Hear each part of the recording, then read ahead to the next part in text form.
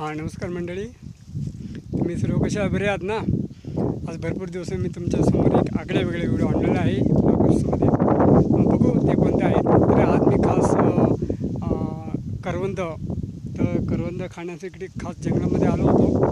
पण ते लागलेले आहेत भरपूर तसे करवंद, परंतु मंडळी अजूनपर्यंत पिकलेले नाही आहेत. आपल्या जंगलामध्ये चौकुळ भागामध्ये दरवर्षी करवंद, आंबे, सुरवंद अशा अनेक काही गोष्टी आपल्याला खायला दिसून येतात. आणि ते करवंद म्हटलं किंवा सुरवंद म्हटलं की आपल्या तोंडातनं पहिलं पाणी सुटत असतं. आज इथं मोठ्या आशेने आलो होतो. मला अपेक्षा होती की करवंदे मिळणार आहेत, पण मला वाटतं यंदा भरपूर लेट झालेलं आहे. ॲक्च्युली मेच्या किंवा एप्रिल मेच्या दरम्यान, एप्रिल महिन्या किंवा मेच्या 10 तारखेच्या आसपास करवंद मला पिकी अशी खायला वगैरे मिळायची. परंतु यंदा तसं मोसम नाही आहे, यंदा लेट झालेलं आहे कारण पावसाचा परिणाम आहे. ठीक आहे, काही हरकत नाही. तर मी आज खास करवंद खाण्यासाठी आलो आहे. एक वर्षातनं एक वेळा पीक येणारं म्हणजे करवंद, नाही का.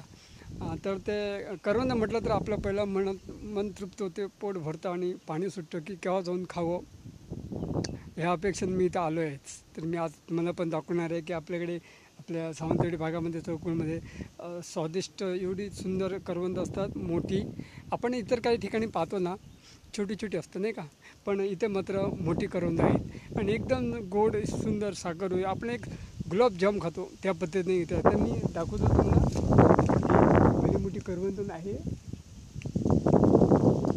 आणि मला इथे काय जास्त लागले नाही आहेत, एक कच्चे वगैरे आहेत. ते आपल्या कच्चे काय खायचे नाही, पण इथं सुंदर अशी पिकलेली करवंद मला भेटलेली. हे पहा, दिसते ना तुम्हाला, हे पहा, हे करवंद आहे. ज्यावेळी इथं फुल अजून पिकले नाही, मला वाटते पिकाला 8 ते 10 दिवस लागणार आहेत. त्या 10 दिवसामध्ये फुल आपल्याला करवंद खायला मिळणारच आहेत. परंतु जाता जाता म्हटलं आपण बस आपल्याला थोडीफार मिळाली ती आपण खाऊ. हे करवंद कलर छान आहे. मला वाटतं गुलाबजामुन आपल्याला आपण कुठल्याही ज्यामुळे आपण कार्यक्रमाला जातो, लग्न कार्यक्रम किंवा इतर काही गोष्टींमध्ये आपल्याला स्वीट म्हणून दिलं जातं, जिलेबी किंवा गुलाबजाम. तर गुलाबजाम म्हटलं तर आपल्याला पहिला पाणी सुटतं नाही का.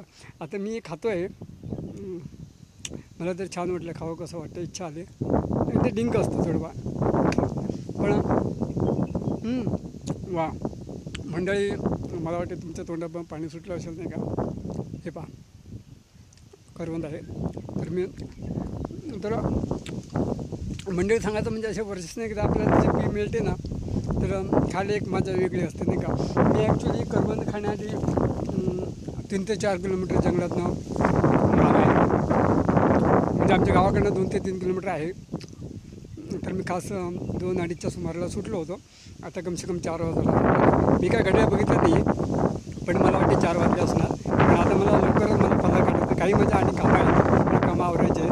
तर हे करवंद मला काही जास्त इथे खायला मिळणार नाही,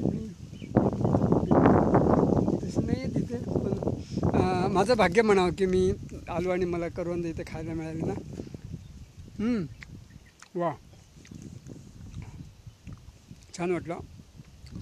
ते करवंद ना अशी म्हणजे थोडी आंबट, थोडी तुरट, थोडी गोड, या सर्व गोष्टींचा मिश्रण असतो. आणि जसं आपण ते पिकं करवंद खाल्लं ना की आपल्याला एक गुलाबजाम खाल्ल्याप्रमाणे वाटतं आणि आपण आवडीने खातो. तर मंडळी, ही करवंद आहेत ना, ही खूप काही गोष्टींची पाहिजे आहेत. ही जी कच्ची करवंद आहेत ना, ते आपण कच्चे करवंद जर घरी घेऊन गेलो आणि हे कट करायचे, त्याचे बिया वगैरे काढून टाकायचे आहेत, बारीक बारीक तुकडे करायचे आहेत आणि त्याच्यामध्ये लसूण आणि खोबरं ह्या आणि कांदा वगैरे घालायचं, लसूण खोबरं घालायचं, ओली मिरची वगैरे घालायची आणि याची चटणी वाटायची. ही चटणी चटणी झाल्यानंतर त्याच्यामध्ये तुम्ही कढीपत्ता किंवा मोहरीचा तडका, आपल्याला कोल्हापूर भाषा माहिती आहे तडका म्हणून प्रसिद्ध आहे, तर ते तडका पण त्याच्यात देऊन ही चटणी त्या आपण जसं की आपण तुम्हाला माहिती आहे ना, आपण इडलीला किंवा इडलीसोबत चटणी खातो किंवा आंबोळीसोबत चटणी खातो, तर त्या पद्धतीने चटणी आपण घावण्यासोबत, भाकरीसोबत किंवा भातासोबत पण खाऊ शकतो.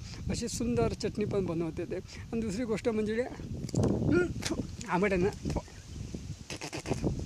डिंक पण लागलेला आहे, काही हरकत नाही मंडळी. दुसरी गोष्ट म्हणजे हे करवंद आहेत ना, त्याचं आपण पण लोणचं पण बनवू शकतो. ते कसं बनवायचं या बऱ्याचशा लोकांना माहिती असेल, अगर नसेल, पण हे आगळं वेगळं म्हणजे आपण विचार करावा लागतो हे कसं बनवायचं. तर काही हरकत नाही. मी आतमधून थोडक्यामध्ये सांगतो की करवंद वगैरे न्यायचे, विकट करायचे, तसे थोडीफार धुवून घ्यायचे, वाळून घ्यायचे. आणि ते लोणच्याचा मसाला आता ऑलरेडी तुम्हाला मिळते, आपल्या सर्वांना माहिती आहे. तर ते मसाला घालायचं, तेल, मोहरी, हिंग, जिरा, थोडा तिखटीचा तडका जास्ती द्यायचा आहे. आणि हे सर्व मिश्रण फ्राय करून घ्यायचं आणि त्याच्यामध्ये ते घालायचं आणि डबा पॅकमध्ये करून आपण ठेवला तर आपण करवंदाचं लोणचं नाही कमसे कम 5 महिने आरामात खाऊ शकतो. आणि त्याचबरोबर खाता खाता आपल्याला वर्षभराची आठवण तिथे येऊ शकते की ते करवंदाचं लोणचं आहे, आपल्या मित्रांना पाहुण्यांना देऊ शकतो. तर ह्या खास रेसिपीसाठी मला आज इकडे यावं लागलं 2-3 किलोमीटर. आणि मी तुम्हाला तुमच्यासमोर शेअर केल्याबद्दल आणि भरपूर दिवसांनी तुमच्यासमोर आल्याबद्दल मला पण एक अभिमान वाटतो. आणि कृपया काही दिवस लवकर स्टॉप होतं, कारण की कामाच्या संदर्भात वेगळे पण कामं असतात फ्रेंड. तर त्या कारणाने मी स्टॉप केला होता. पण आता अजून मी ते, कारण माझे लाईक वगैरे वाढायला, शेअर वाढायला, तर मला आणि प्रसन्न होते आणि चांगलं वाटतं. तर आता मी पुन्हा चालू केलो आहे आणि असे अधूनमधून व्हिडिओ वगैरे येत राहतील तुमच्यासमोर.